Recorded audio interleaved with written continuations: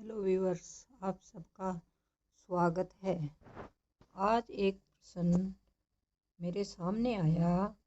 एक 10-12 वर्ष की बच्ची मेरे पास आई और पूछने लगी, क्या भगवान होते हैं? तो मैंने उस बच्ची से कहा कि क्या कभी इस प्रश्न को अपने माता पिता से पूछा है? तो वो बच्ची कहने लगी कि हाँ, मैंने पूछा है, पर उन्होंने मुझे कोई संतुष्ट जवाब नहीं दिया। कई बार वो ऐसे कह देते हैं कि जाओ, अभी तुम्हारे उम्र भगवान के बारे में सोचने की नहीं है। तो मैं आपके पास इस प्रश्न का जवाब मांगने आई हूँ। तो क्या सच में भगवान होते हैं? तो मैंने सोचा, क्यों न इसके जैसी बहुत सारी बच्चियां होंगी जिनके मन में ये प्रश्न कौनता होगा कि क्या सच में भगवान होते हैं। तो मैंने यह अपनी पहली वीडियो बनाई है ताकि मैं उस जैसी बहुत सारी बच्चियों की और आप सब की जिज्ञासा भी होगी कि क्या वास्तव में भगवान हैं या नहीं है। देखो बच्चों, ऐसी कोई भी गुंजाइश नहीं है कि भगवान नहीं है। भगवान बिल्कुल हैं, लेकिन हम उसमें संदेह पैदा करते हैं कि जब हम मंदिर जाते हैं तो हमें सिर्फ पत्थर की मूर्ति ही दिखाई देती है, भगवान तो हमें दिखाई देते ही नहीं हैं।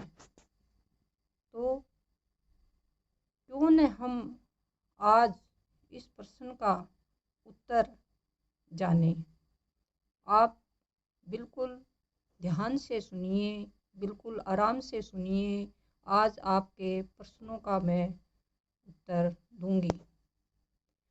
आप सब 90% जो लोग हैं वो मानते हैं भगवान हैं, लेकिन 10% लोग ऐसे हैं जो नहीं मानते हैं।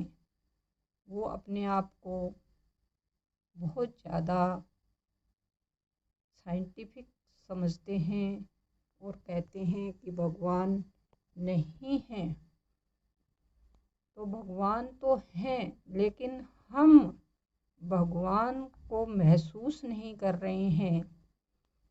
अगर आप सभी उस भगवान को महसूस करेंगे तभी पता चलेगा कि भगवान हैं। जैसे कोई भी आदमी सौंपन देता है, मान लो आप सौंपन ले रहे हो और आपने जो सौंपन देखा उसमें आपने जो देखा वो क्या आप किसी को दिखा सकते हैं? हाँ, आप सुना सकते हैं कि मैंने ये सौंपन में देखा, लेकिन आप दिखा नहीं सकते। सिर्फ देखता तो वही है जिसने देखा है। इसी तरह से भगवान को भी वही महसूस कर सकता है जो इस रास्ते पे जाता है, भगवान की भक्ति करता है, भगवान के चरणों में जाकर बैठता है और भगवान के भजन करता है। एक और बात बताऊं, जैसे कि एक गोताखोर है, वो जब समुद्र में जाएगा तो वो उसकी समुद्र की गहराई बता पाएगा। क्या हम समुद्र के किनारे खड़े होकर के समुद्र की गहराई को जान पाएंगे? बिल्कुल नहीं, क्योंकि हम जब उसके अंदर गए ही नहीं हैं तो हमें गहराई का भी पता नहीं चलेगा।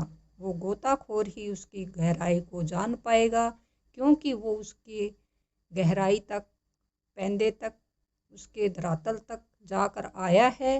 तो वही बता पाएगा कि इस समुद्र की गहराई कितनी किलोमीटर है, कितनी मीटर है।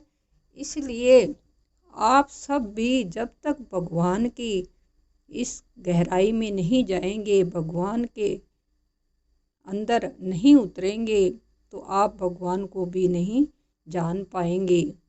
तो इसलिए हमें ईश्वर के करीब पहुंचने के लिए ईश्वर की भक्ति करनी पड़ेगी, ईश्वर के अंदर आस्था रखनी पड़ेगी, श्रद्धा रखनी पड़ेगी, ईश्वर से प्रेम करना पड़ेगा, तब हम भगवान तक पहुंच पाएंगे। परमात्मा संदेह का विषय नहीं है, परमात्मा श्रद्धा का विषय है। इसलिए भगवान में किसी भी प्रकार का संदेह ना रखें। अगर अब भी आपको समझ में नहीं आया तो मैं एक और उदाहरण से आपको समझाती हूँ कि दो दोस्त थे, वो रास्ते में जा रहे थे। एक दोस्त आस्तिक था, एक नास्तिक था। दोनों बात करते करते भगवान के विषय पर बात करने लग गए। एक जो आस्तिक था उसने ये कहा कि देखो भगवान हैं और हर जगह पर हैं। नास्तिक ने कहा मैं नहीं मानता इस बात को कि भगवान हैं। तो आस्तिक जो था उसने कहा देखो मान लो भगवान हर जगह पर होते हैं, थे और रहेंगे। आस्तिक ने कहा आप भगवान हैं तो मुझे दिखाइए, मैं मान जाऊंगा। आस्तिक ने कहा चल ठीक है, मैं भगवान दिखाता हूँ। उसने एक पत्थर उठाया, उसके सिर में दे मारा और वो नास्तिक रोने लग गया। तो फिर जो वो आस्तिक था उसने कहा क्यों रो रहे हो, क्या हो गया तुम्हारे को? तो नास्तिक ने कहा मुझे दर्द हो रहा है।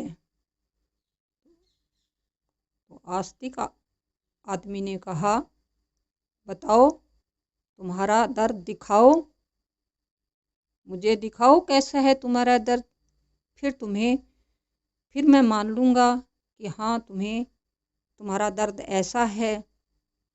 तो नास्तिक ने कहा मुझे महसूस हो रहा है, मुझे दर्द महसूस हो रहा है।